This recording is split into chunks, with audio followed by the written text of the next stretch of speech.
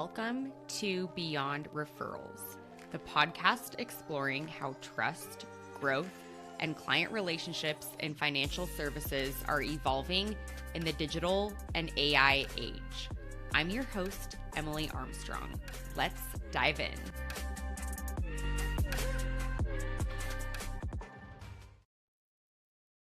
Hello, and welcome back to Beyond Referrals. I'm always so thrilled that you are here hitting play on this episode.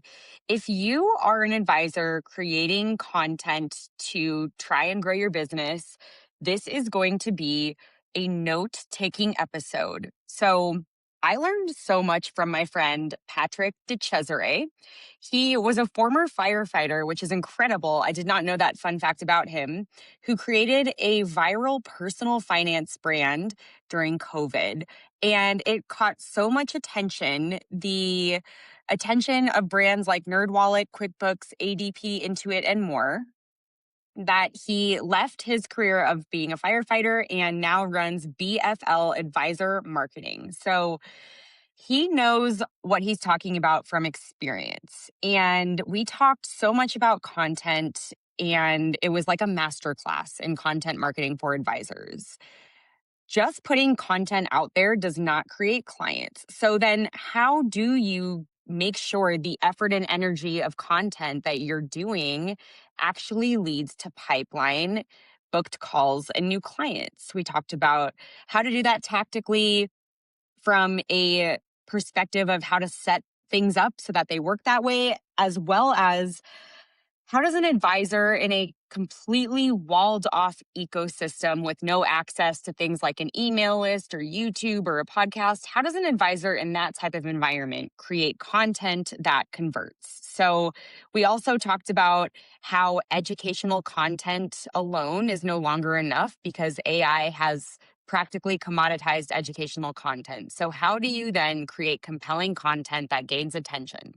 Well, it's from your unique perspective, point of view, authority, contrarian takes, things like that. So I personally learned a lot from Patrick in this episode. You are going to as well. Make sure you go give him a follow. He puts out some really, really good thoughts on advisor marketing on LinkedIn. And without further ado, here is my conversation with my new friend, Patrick Cesare. Hey everyone, so happy to have you here. I have an amazing guest today. Today's guest is someone I connected with through some overlapping circles of other advisor marketing experts. And when I heard what he's built and followed along with what he's teaching and doing, I knew immediately I wanted to have him on Beyond Referrals. Patrick Cesare is the founder of BFL Advisor Marketing and the creator of Basic Financial Literacy, one of the largest personal finance brands on social media with over 600,000 followers, hundreds of millions of impressions, a track record of driving real attention to some of the biggest names in finance. We're talking NerdWallet, QuickBooks, ADP, Intuit, brands that came to Patrick not for a logo placement, but because he had built something rare, an audience that really trusted him, and a system that turned that trust into real results. And along the way, he built courses, coaching programs, and an email list of over 20,000 subscribers. I'm going to need your lessons on that, Patrick. And when financial advisors started reaching out asking him how he did it, enough of them that couldn't ignore it, he built BFL Advisor Marketing. So I'm so excited to get into it. Today, he works with established advisory firms to build everything behind the growth: the messaging, the content, website copy, lead magnets, email sequences, and the conversion strategy that makes every touch point work. So this episode is all about content that converts, and we're hearing from the expert himself, Patrick Cesare. So Patrick, thank you so much for being here. Yeah, thanks so much for having me. Excited to dive in. Me too.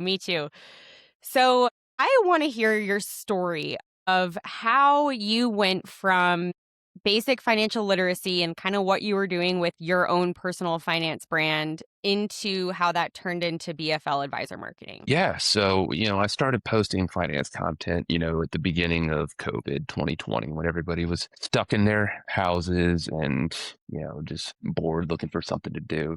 I was still a firefighter at the time, always a personal finance enthusiast. I was the guy, drawing compound interest graphs on the whiteboard at the station, teaching guys about index funds, that kind of thing. And I just saw other people starting to post financial stuff online. There wasn't a whole lot of people doing it at the time. So I just started putting out written content at first. At that time, you couldn't even do Reels. TikTok didn't even exist. And, the following kind of blew up just from, me posting basic financial content, how to invest in an index fund, what a Roth IRA is. And I built a fairly large audience with that and 20,000 subscriber email list that you mentioned, mostly just giving away free budget templates, getting people to sign up for my newsletter, personal finance trackers, that kind of thing. And, after a while of doing that, I guess I had financial advisors following me unbeknownst to me, and they started reaching out to me and they're like, hey, I see you doing this stuff. I'm kind of trying to do what you're doing. Like, can you help me out? So I helped a few of them for free just to see,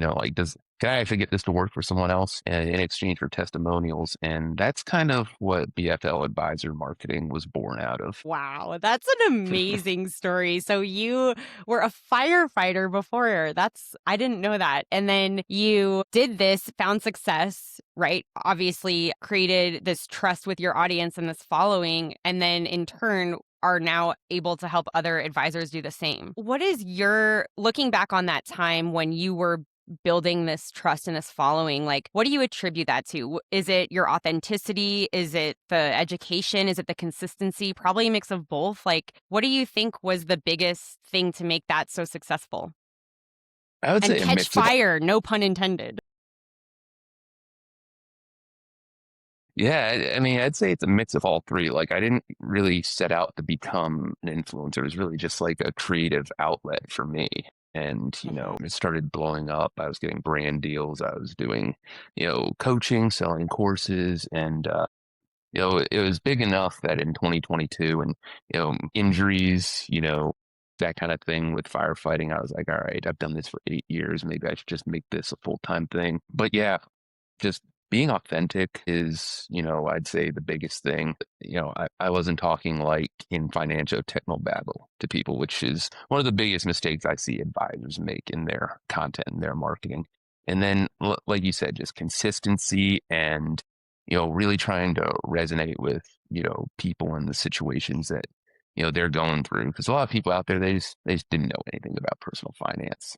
That maybe they read a book, maybe they listened to a podcast, that and at the time, content was just a very new thing, and I didn't have a whole lot of competition at the time either. If you ask me like to build a following that large again, I would say I don't know if I could do it because it's everything is very very saturated these days. But that's not to say advisors can't reach people online because you don't need to go viral. You don't need to get a million views. You just need to reach one person, that resonates with your message that, can see how you can help them. And that's really what advisors need to focus on. How can you help someone? What problems are they going through? Post content about problems that, people are facing. Maybe they are a tech executive with RSUs. Maybe they're just worried they're running out of money in retirement. And I know I'm kind of rambling here. You're going to get into a lot of that, but that's the down and dirty. Yeah, no, that's fantastic. I know he's a mutual friend of ours, Nate Hoskin, and you were on his podcast. I was on his podcast. He was on my podcast, a month or two ago. And what you're talking about really reminds me of, what he teaches and how he's successful with things like video and how he's training advisors to be successful with video, but it's really all about them. It's all about serving them. And that's just what you did. You were not like, I want to blow up and be this personal finance expert. You were like, I want to post things that I can genuinely serve people and teach people. And the result is that it was very successful and it got a lot of traction. But what you're saying reminds me of that philosophy. Like, it's really about who you're talking to. So at the time, did you like have a strategy of, okay, I'm going to speak to this one person or did it just kind of like, were you riding the waves of what that became? I was more or less riding the waves at the time. I would see what resonated and I would just double down on that. And, like I said, I didn't really build it with an end goal in mind. I started getting, brands reaching out to me about doing campaigns for them, NerdWallet, ADP, you mentioned all of those. That's But amazing. I really noticed that, just putting content out there, that's not what turns people into customers. A huge mistake a lot of advisors I work with make, they assume like I just put out LinkedIn contact or I post a YouTube video or whatever it may be. And they just assume people are going to reach out to them wanting to work with them. And, that may happen, here and there, but you're really relying on people to do your job for you. So to actually convert somebody into a customer, content is the first thing, actually getting their attention. Number two is how do you stay in front of them over a period of time? That may be capturing their email with some kind of free asset. It may be, sending messages to them on LinkedIn over a period of time. But, you're asking somebody to, stop what they're doing, find your calendar link and book a call with you right then and there after seeing your content, which, most people will not do. Finance is it's very personal and it's very intimidating, reaching out to somebody for help.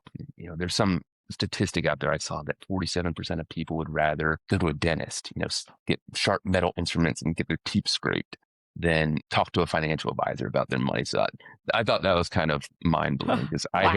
I don't know about you. I hate the dentist. I still go. You got to, but more people would rather do that, or about half people would rather do that than talk to a financial advisor about their money. I was just mind blown by that stat. Yeah, that kind of does make sense. And I think that's why it's really hard. Yeah, like for the customer or the prospect to take that first action, it there's a lot that needs to happen between when someone's exposed to you via a referral or online to them actually getting on your calendar. I'm a weird person who I enjoy the dentist because I get to lay down undisturbed.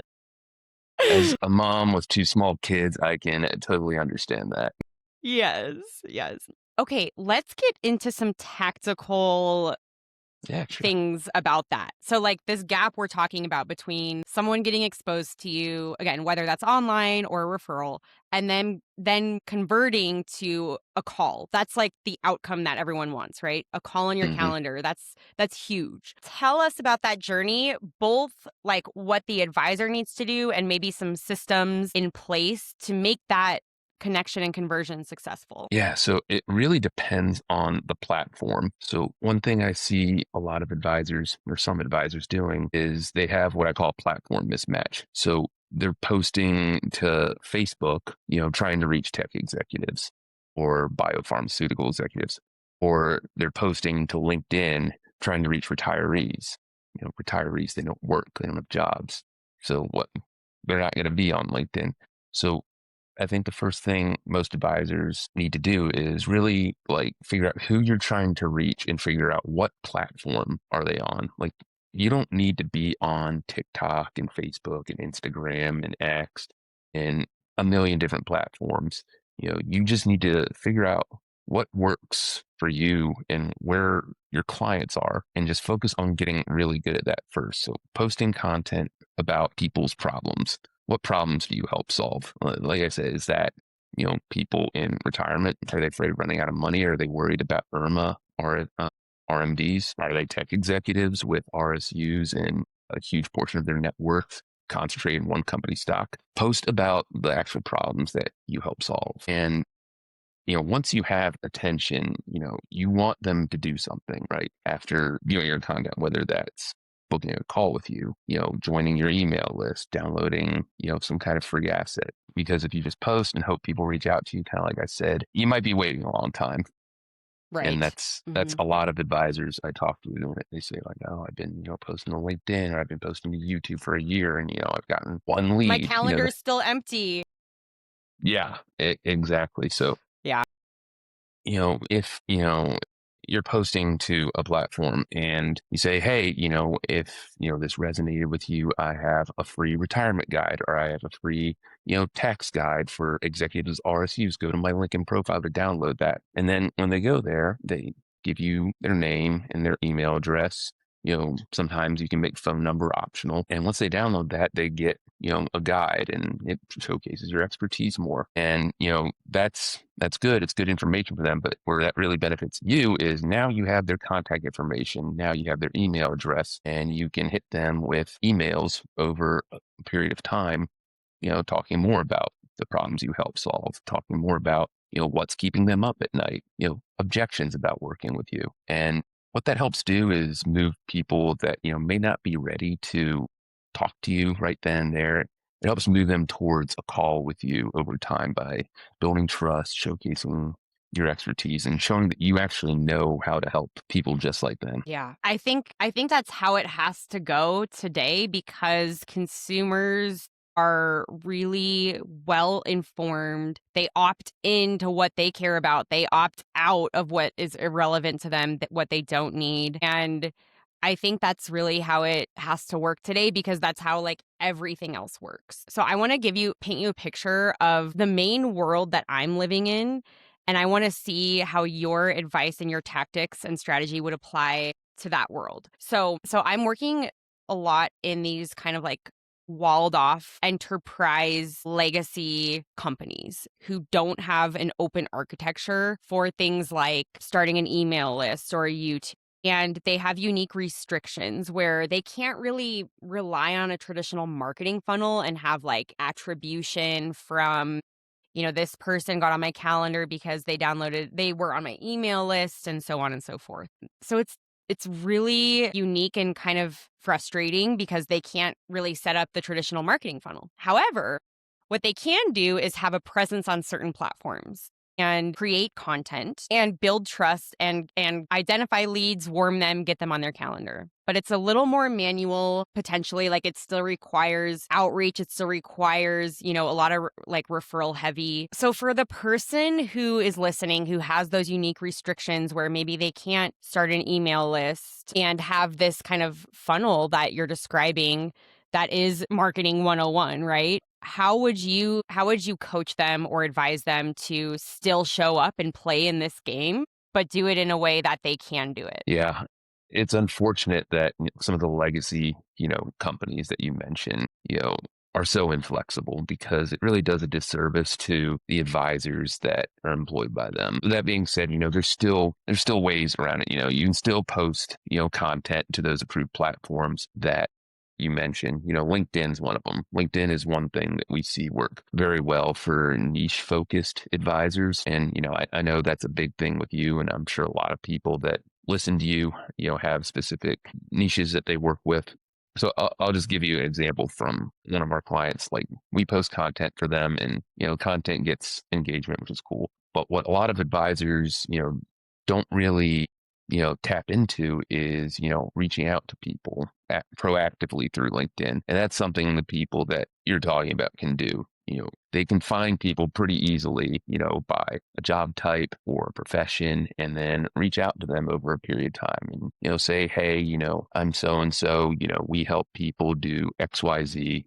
So if that's, a tech executive, I keep using that example. We help tech executives, with RSUs that, maybe you have a large concentration of your net worth in one company and you feel a little bit uneasy about that, if that's something you're looking for help with, or something that is relevant for you, I'm here to talk to you. And then you can say something like that. It's compliant, it's not promising anything, it's not promising returns. And Right. if oh yeah, big one, I right? guarantee you 10% returns. Yeah, no. No one's saying that. It's so annoying. It's like compliant. Yeah, I get it, but no one is. Yeah. Anyways, I'll get on a soapbox later. Continue your example. This is so good. Yeah, yeah. So, I mean, if you say something that's, actively like on their mind and, keeping them awake at night, because the tech executives, say they work at Apple or whatever, they're like, okay, well, 50% of my net worth is in this one stock and it's like super high. What happens if it goes down 20%? You guys know, advisors, there's ways to mitigate that. They might not know that though. But if you mention that problem, they're like, okay, this person understands what I'm going through. Maybe they'd be able to help me. And, with the people we work with, we'll reach out to people over a period of, 6 weeks or so. A lot of times they will not reply on the first message. In fact, very few do. A lot of these Right. people are Yeah. very busy. Yep. They're working 60-hour weeks. They got kids. They might see your message or your content and be like, okay, I'm going to reach out to them. And then they don't. And when then they see your third or fourth message kind of talking about the same thing, that's when they're like, oh yeah, I meant to talk to that person. And that's when they're like, hey, thanks for reaching out. Let's set something up. Yeah. And that's pretty much how I'm coaching advisors to do it as well. Like, it's like the content is still working. The content is still helping the conversion, because what's the alternative is you try to reach out to people, identify them, and they see nothing compelling or nothing relevant to them. Like, hell no, they're not going to give you their time and get on the calendar. Like, so I completely agree. Like, this is so essential. And I have basically this hybrid approach of setting up all the marketing, the systems, and then kind of still doing reach outs yourself and follow up yourself. So that's really helpful. I want to hear from you, Patrick, how important, and maybe you have some examples of clients you're working with on this, but how important is a niche focus when you're doing this type of strategy of creating content and trying to identify leads, get people on the calendar through content? Do you think It, people can, or sorry, to round this out, do you think people can like speak to a handful of different people, or is it better to go more narrow in your experience? I think it's a lot better to go narrow. When you have a defined niche, it makes everything so much easier. I mean, just look at LinkedIn, look at YouTube, look at any platform advisors post content on, whether it's video or written content. 99% of it sounds exactly the same. And a lot of that is because they're using AI to write their posts. Yeah, They're using you can smell ChatGPT it. or their Claude. And the writing follows the exact same structure. It says things like it's not this, it's this. And it uses words like the truth is and honestly. I'm not saying AI is bad, you can definitely use it to help you ideate, but a lot of it sounds exactly the same. But when you have a niche, it makes things much easier, as far as standing out against other advisors. AI can write a post on a Roth IRA. AI can write pretty much any educational financial content now, but AI cannot replicate, your perspective. It can't replicate, the conversations that you're having with clients and the stories about how you actually help those clients. I know advisors can't promise specific results, but if you lead content with again some kind of problem, a biopharmaceutical executive that I work with, got hit with a $90,000 tax bill this year, and here's how we help them. If they see that in the headline or they hear that in the hook, they're like, well, that sounds exactly like me. Maybe I should listen to what this person has to say. That does much better than like, here are the 7 biggest retirement mistakes, people make. And it's like, some guy in, a hut in some third world country could have typed that into AI and written that for you. Like that doesn't show any unique perspective. But Yeah. one thing that's been really useful for the people we work with, we'll have them fill out, a questionnaire with some pretty detailed questions when they first start working with us. And we'll compare that to transcripts from calls with clients and prospects with personal information redacted. But what they say makes them different and what they say they help with and what their clients say are often two very different things. So I would tell anybody Tell me listening to more about this, that. yeah, I would tell anybody listening to this to look at the meeting notes from the meetings you have with clients and look at the transcripts and identify what specific, problems that you're helping with them with are like their language, not yours.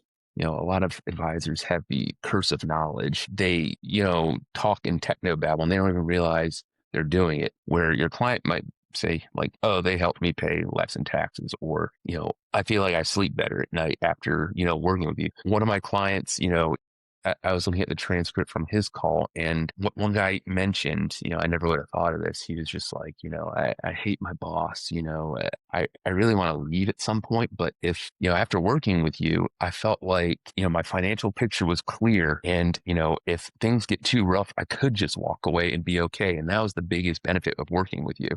And it's Mm. like, Hmm. wow, that's not something I ever would have thought of. That's what's going through people's minds. So look at what people Yeah. are actually saying, and use that in your content. That's probably the most useful source material is your client conversations. I love that. Are you familiar with Dan Allison? Do you know him? I think we've gone back and forth on LinkedIn a couple times in comments. Yeah, I'm Yeah. familiar. He knows Nate and all those guys.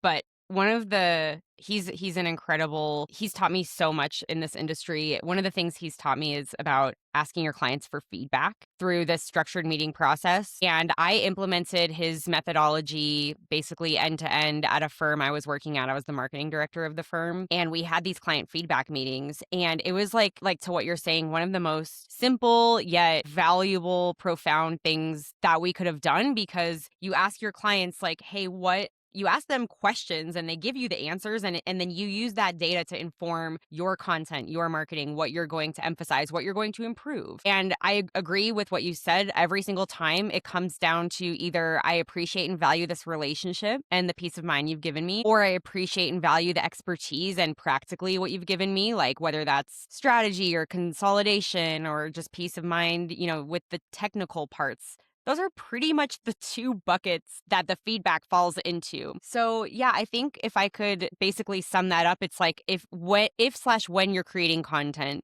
make sure that it is specific and focused to one person in the language that they understand and in the context of the problems that keep them up at night. That's what's going to stop their scroll and make them curious about you. I think content is about creating curiosity and attention so that you can then continue to foster that relationship. Something that we exchange over email is about the challenge of advisor differentiation. And, you had said it like you can go to LinkedIn or a website and there's a lot of the same messaging, a lot of undifferentiated, even like they kind of like all look the same sometimes, right? Maybe some examples would be helpful for this. Like, how are you helping advisors differentiate, and what really does set them apart when they're competing on these services that everyone is competing on? One of the things I'll ask them is what opinions might you have about the industry that other advisors wouldn't have? So a contrarian take, that's something that is hard to replicate.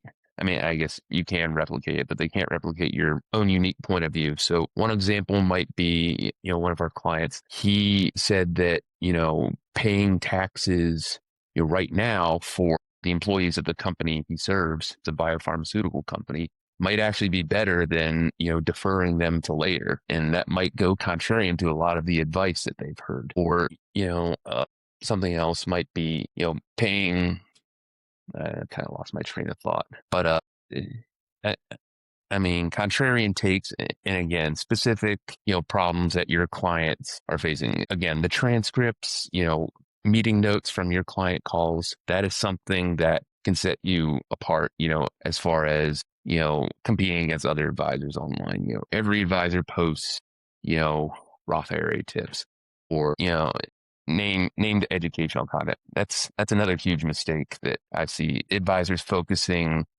on purely education as opposed to, problems they solve.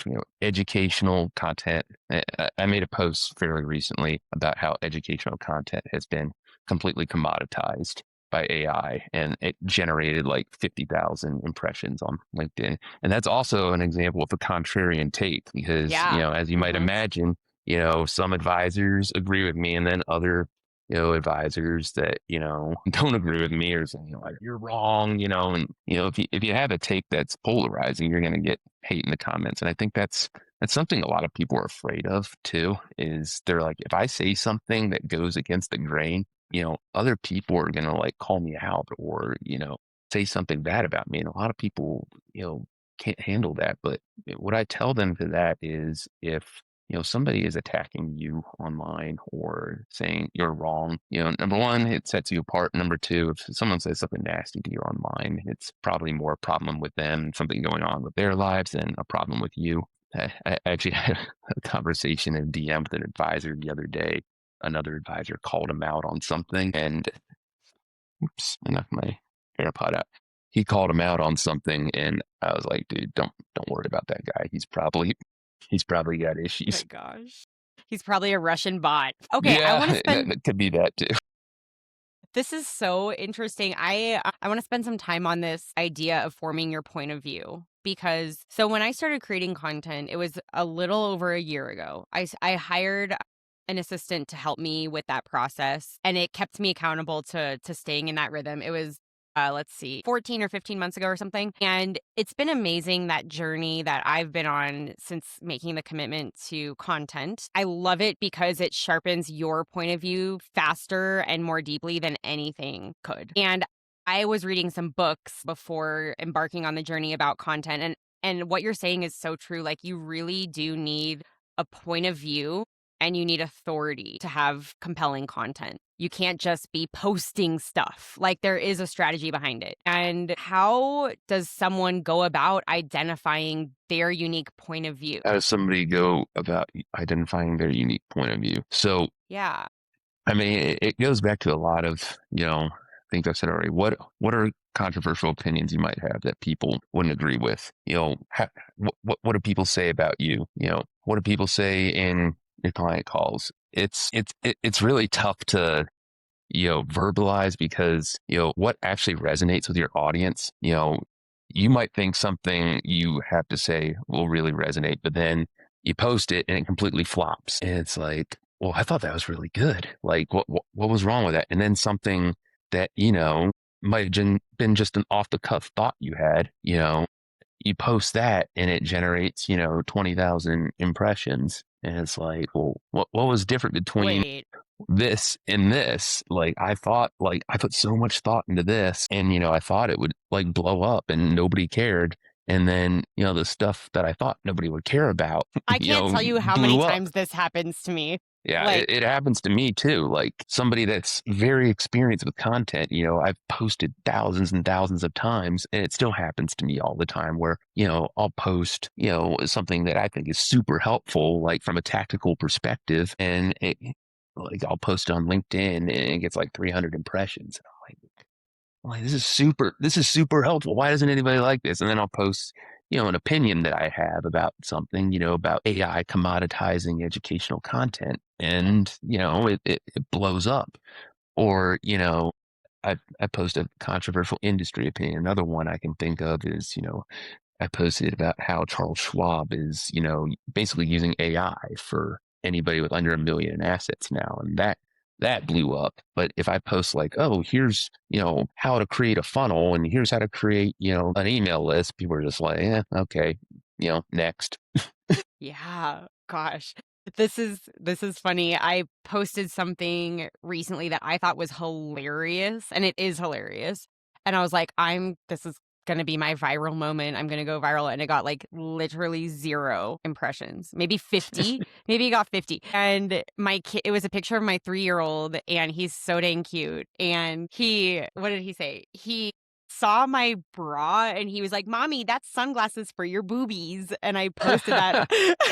and and I was like, this kid's gonna be a marketer someday, you guys. He's genius. I'm gonna keep him around for copy ideas. And like, freaking just no, but like, crickets. And I was like, all right. But I think that's what you have to do. Like, you're not posting for, and I think you find your voice as you go along. You find your opinion and your point of view as you continue to show up. And think like I think I want to agree with what you said. Like, there's not like a formula to find your point of view. It's not like, here is the 2 or 5 steps that you can go on. But I have found that it's those things that you're thinking about, like at night or in the quiet moments where you're like, wait, I actually think this should be done a different way. Or it's like your reflections on your client meetings going, what are the things I wish I would have said to them? Like, if I could just be as unfiltered as possible, and you Hmm. start leaning into that.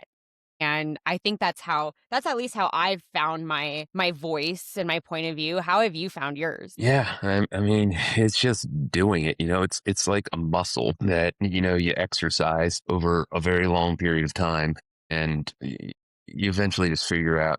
We're talking a lot about views and impressions, and one thing I want to address is a lot of people get really caught up in how many views things get, because it is important, right? You want to have a unique point of view that makes you stand out. But a lot of times the content that gets likes and the content that gets views and the content that gets clients are two very different things. You might make a post that only applies to a very select number of people. One of my clients, he works with biopharmaceutical executives, and a lot of times we'll post and it might only get like 500 impressions, but it's very, targeted and specific. It's targeted at the company that, he works with. So it gets 500 impressions, but half of them are people that work at that company. So, views and impressions and having a point of view and having contrarian takes, those, that's one bucket. That's content that gets you attention, but, getting attention and getting the right attention from people that actually, can pay you and value your services, that's quite another. So you do need both. One generates attention, one, is more targeted, but, really making sure you're, in addition to having contrarian points of views, and you don't have to do that in every single piece of content, but making sure you're just talking about problems. That's at the end of the day, that's all your ideal clients really care about. What problems do I have? How can this person possibly help me? So if you talk just about that, and you might feel like you're being really repetitive. That's a trap I get into a lot as well. I feel like I'm just saying the same things over and over and over again. Yeah. But the thing is, people that find you online, like say you get 1,000 impressions on a post or 1,000 views on a video, whatever, it's not always the same 1,000 people. The way an algorithm works is it'll show it to, 100 of your followers or so. And then if those people engage, it'll blast it out to a wider audience. So if 1,000 people see what you're putting out there, it's not always the same 1,000 people. So you might have said the same thing a slightly different way last week, but it's a completely different set of people seeing it. So, just drilling the point home, being really repetitive and, taking what performed well and generated the results you want. Like say you posted something that booked 3 calls or whatever. You're like, okay, well, that worked. Maybe I should take that and repost it 3, 4 months later, just said a slightly different way. That's something I do a lot. That's something we do for our clients a lot. Just experimenting, finding what works, and then doubling down on what works and not trying to reinvent the wheel, every month or two Yeah. is a way to make all this a very efficient process. I felt a couple months ago that I'm like, I'm finally at the place where I'm bored, like with my content, you know? And I think that's a good thing because that means that I have been so consistent and repetitive and saying the same thing in different flavors. And to your point, like it is sometimes tempting to go and change courses or whatever, but just stay the course, keep experimenting. I love all of this. Let's talk about AI and how that has created an opportunity with content and also a really unique challenge. What are your thoughts just on AI in general and advisors and how the business has changed for them, trying to get clients, trying to build trust, and the content game as well? Yeah, I mean, I think there's a lot of great practical applications for it as far as practice management. I mean, AI note takers, CRMs. I mean, look at Kitsys, tech map for Right. advisors. I There's can't even read it. It's like I need a micro or a magnifying glass. I was getting the wrong word. But I mean, there's so many different options, and some of them have, great use cases. But on the other hand, there's AI prospecting tools out there, which it might help identify people. It tells you who comes to your website, even though they may not click something. Maybe some using that. I'm still not really convinced about that. There's AI tools that are like, we'll create all your content for you at the push of a button. You push another button and it'll reach out to people for, Right. into perpetuity for you, which sounds nice in a sales pitch. It's like, okay, it's Oh the my easy God, right? button You're for like, marketing. okay, sign me up. Yeah, Yeah. sign me up. Like, I don't have to do any of this marketing stuff. But then you research, I'm not going to mention them by name. You probably know who I'm talking about. But you research some of these tools on Reddit, people that actually use them, and it doesn't sound so great. I would encourage, like, if you're thinking of using any tool, whether it be for prospecting, whether it be for practice management, there's all kinds of forums on Reddit with, financial advisors, CFPs talking back and forth about their experiences. So, That's good. research, what you're about to invest in, talk to people that have actually used it, look at Reddit, that kind of thing. But specifically with content, AI it's raised the floor. Like there used to be so much terrible stuff out there. AI has made everything like okay, Yeah. right? Kind of Yep. like I mentioned before, any advisor can, write a post that's decent. But the problem with that is when everybody can do something that's just okay, everybody sounds the same. And again, you look at LinkedIn, you look at, whatever the platform may be, you can tell that a lot of people are just copying and pasting with AI. And, maybe that's working for some people. I don't know. Maybe they think it's good Doesn't work enough. for me. Yeah. I mean, I'll use it to help ideate, but, actually, like going in and injecting your own unique perspective is very, very useful in my opinion. I feel like I got off track. What No, was the that's third part of your question? no, you pretty much answered it. Just how AI is kind of changing things. And one thing I'm thinking about, going back to our discussion earlier about the need to have a point of view, one of the things I realized that I have a point of view on, and I posted about it recently, is that these do it all for you systems that we're seeing all over, right? Like my LinkedIn feed is full of people being like, I fired my business development representative and I built Claude to do my LinkedIn for me and book my calls. And I'm like, okay, tell me more. It's like DM Claude. I'm like, Claude. But I've realized that this is my opinion, my point of view. I think those kind of like systems that are promising, we do it all for you. We take it, we just take marketing off your plate entirely, or we take business development off your plate entirely. Like it is so tantalizing. And like I want that, but then I go, well, that's just like the same broken system, just automated, mass digitized and done in the background. And like I don't think that that's the way of the future. And I don't think advisor businesses are going to be built that way in the future, because this is still a trust business. This is still a one-on-one human business. And so again, I realized that was something I had an opinion on. Like I don't think that's the way of growth in the future. I think if it worked as well as they say it does, like why wouldn't you just like build it and keep it within your business as opposed to selling it to a million advisors that can then blast, all of your target market? Yeah, I'm just thinking like if you were like say you're a physician or whatever, and now all of a sudden your email box is getting filled with, seven different financial advisors with the exact same message. You're gonna be like, You're what the hell is going on?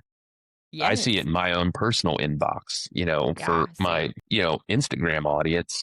I get blasted with people they're just using AI to research personal finance creators. And I'm getting blasted with video editors. I'm like, hey, let me build a course for you. Let me do this. Let me do that. I even searched, like I was searching marketing terms the other day, like LTV, lifetime value. And then I don't know if somebody has like some kind of AI thing looking at my Google search, but the very next day I get something that says like, hey, we can increase your LTV. And I'm like, Oh my that's weird. God. Yeah, It's it's very crazy. like 1984 Big Brothery. And I don't know. It makes me feel icky. I wouldn't respond to something like that. Maybe some people would. I personally would not. That's all the time I'm telling myself, like, send the messages that you would respond to. Send the messages that would make you respond. And Yeah. to kind of like wrap that up, I feel like anytime you try to take yourself out of the process, that's where it falls apart. So, like, what I mean by that is an advisor says, you know what, I want to do content, but I want nothing to do with it. I'm just going to hire someone. It's like, okay, well, that removes your brain, your expertise, you as the person that are doing the selling. You're basically selling yourself as a relationship. Like if you take yourself out of that, that's not going to be as effective. Same thing with these tools we're describing. If you take yourself out of making the connections, that's not going to, like, that doesn't resonate. It gives us the icks as you're describing. So I think that's what I've realized. Like anytime you try to just, and again, I use AI for every single thing in my business. It helps me, but I am using it. I am not fully offloading everything. And I think that's where success and effectiveness actually lies. Yeah. Yeah. I mean, I definitely agree as far as, offloading, all the messaging and whatnot. you know, as far as offloading content, that is something we run for some people. And kind of like I said, our process is, having people fill out a detailed questionnaire. We'll even have people film a video so we can get their voice Yeah. down. So But they're uh, still involved in that process. they're Like, very much involved. So, I yeah. mean, for somebody that's just too busy to do all this stuff, outsourcing it can make sense. But if you are somebody that, doesn't have enough clients, to keep you busy throughout the day, or you're still just growing, like doing this stuff yourself 100%, makes sense. I would even argue, spending, half your day doing this stuff.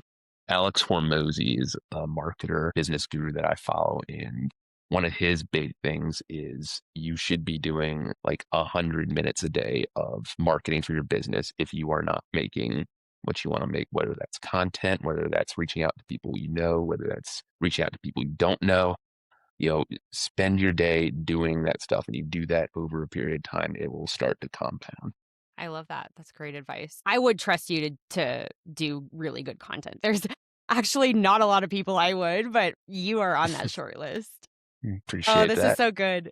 Can we do a quick lightning round to wrap up? Sure, sure. Okay. What is some marketing advice that you do not subscribe to? Some marketing advice I do not subscribe to. I think I kind of touched on this before, but I see a lot of people say, oh, just post educational content and, people will reach out to you.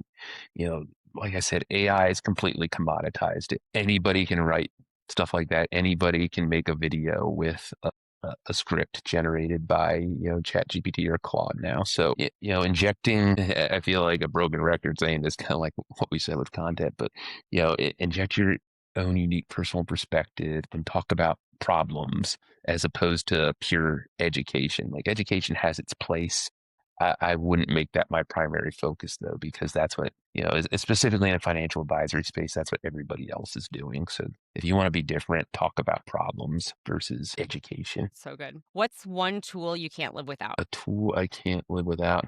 I mean, LinkedIn is generating most of my Yeah, business right now. So would LinkedIn be considered a tool? absolutely. I've had guests say that as well. Even Sales Navigator, like I say, some people say like, oh, Sales Navigator, LinkedIn Premium, you don't need that. No, It you do. tells you if people viewed your profile, and if somebody views your profile on LinkedIn specifically, that's an indication of interest. I'll reach out to people that I see. I'll be like, hey, I saw you viewed my profile after my post about XYZ. Is that something that resonated with you, or did you just find that interesting? That's a DM I will use all the time. And it generates conversations a decent portion of the time, even calls, because, and that's another thing I think I didn't touch on. A lot of the people that view your content, especially on LinkedIn, they're not going to like it. They're not going to comment on it. But if you post something and it gets a ton of views and a lot of profile views, those people are interested in what you have to offer. Reach out to them with what I Yes. just said and make it easy for them to respond like, hey, did something about that resonate with you, or did you just find it interesting? And you'll get some Mhm. conversations out of that. So good. That's great. When you are not building content machines, what does life look like for you? I was just thinking about this yesterday, and my wife and I, we don't have kids yet, so we don't have time taking up with that. I'm either playing golf or going to the range, practicing my golf game. I'm going to the gym and working out, or I'm doing yard work, or I'm just working on the business. Like that's Yeah, really like nice. the only four things that I'm doing. And recently it's been golf a lot more. I feel like I'm getting in my late 30s now. I feel like a lot of guys can probably relate to this. You just get addicted to golf at this I see age. that a lot. Yes. Yeah. So that, and just traveling with my wife. Her in-laws live down in Florida, so we go down to Florida a lot to visit them. But it's a lot of just being outside and trying to decompress from all this business stuff. Running a business is hard, as I'm sure I don't have to tell you, and it keeps you awake at night and just decompressing, unplugging for a little bit. It's useful, and I try to do that as much as possible. I love that. Yeah. Finding ways that make you just feel like you again without all the pressure and the thoughts of the business, and it's consuming. But yeah, my happy place is also outside. I'm building a garden. I'm looking at it right now. I'm building a garden outside, and that's like when I'm like, "Oh, okay. Life is more than just my business." So it's good that you have those things. Yeah. Yeah. I love that. Okay, and last question, who is someone else that I should have on the show? Someone else that you've had on the show. I know you've had Nate Hoskin on the show. I would definitely Yes, sir. He recommend was my anybody. first guest. Really, I was the first guest on his podcast. Love that. I looked at your podcast guests, so I saw some of the people you had on there. I'm trying to think people in the advisor space. Kendra Wright is a really talented marketer that, I talk to, quite a bit, offline. We've done a little collaboration, but she is extremely intelligent and talented. I would definitely recommend having her on the show if you can get her. Yeah, I met Kendra through Nate a while ago, and she is so sharp. She's so brilliant. She's taught me a lot. I follow her stuff. And I mentioned when I started my podcast to her. So I'll nudge her on that. She would be amazing. She's so cool. I have asked her questions over LinkedIn DMs, and she has made them like a whole post with her thoughts and point of view. She's awesome. Yeah. Again, great content advice. If people ask you questions, that's great There you go. content because other That's people are content. probably thinking it too. 100%. Patrick, this has been so great. I feel like you just gave us a complete masterclass on content marketing, how to do that effectively, using that to build your business. I have some takeaways from this for sure. And so everyone, Patrick is on LinkedIn. Go connect with him, follow his work. He posts a lot of good stuff. Check out his website. Is there anywhere else that you want people to follow you? Your Instagram? Are you still on Instagram? Yeah. I mean, I still post content to Instagram, here and there. I still email my email list, but that's more of a, consumer audience. It's not financial advisors. But, if you want to check me out on Instagram, TikTok, basic financial literacy. But for more advisor focused stuff, definitely LinkedIn, and then check out my website, bfladvisormarketing.com. Awesome. Yeah, I'll link all of that in the show notes. And Patrick, this was a pleasure. Thank you again for coming on Beyond Referrals. Yeah, thanks so much. Appreciate you having me. Hey, thanks so much for listening to the show. If this conversation resonated with you or you learned something new, make sure you follow the podcast so you don't miss out on future episodes. And do me a favor, like and subscribe and share this episode with a friend. Comment on anything that you want to see or hear more of in the future as well. You can also stay connected by subscribing to the Wonder Weekly newsletter and connect with me, Emily, on LinkedIn at Emily Armstrong or Instagram, Emily Armstrong 2.0 for more insights on building modern client service firms. Until next time, keep on adapting, modernizing, and growing beyond referrals.